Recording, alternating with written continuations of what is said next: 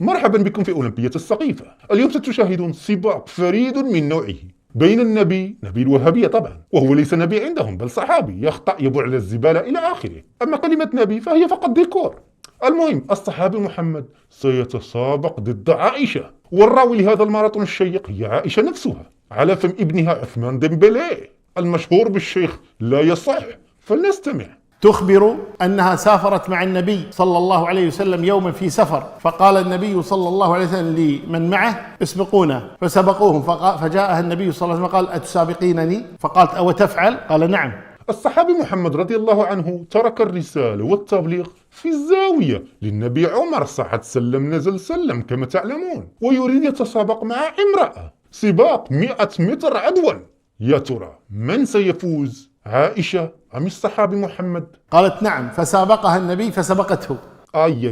الصحابي محمد خسر السباق، بطيء جدا لا يجيد الركض، حتى أن امرأة مثل عائشة سبقته وفازت بالميدالية الذهبية. ما شاء الله عليها، عداء من الطراز الأول.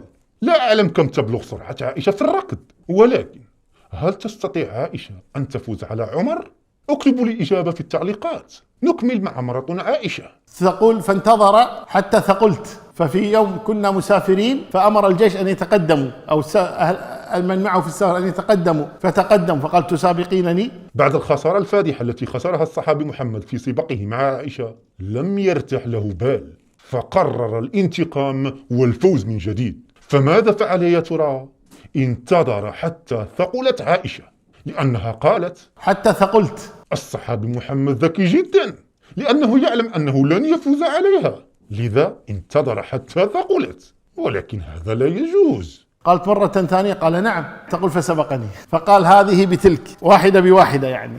تصفيقات حارة، وأخيرا الصحابي محمد رضي الله عنه سبق عائشة وحطم الرقم القياسي، فلولا أن عائشة ثقلت لما استطاع أن يسبقها. ولكن رغم ذلك ما شاء الله عليه، قال للجيش تقدم حتى يتسابق، وأكيد الجيش سينظر ليرى ماذا يفعل الصحابي محمد، وإذا بهم ينصدمون أن الصحابي محمد يتسابق مع النساء.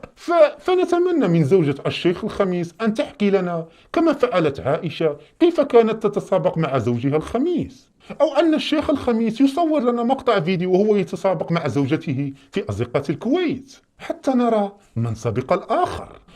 نسيت، أعتذر.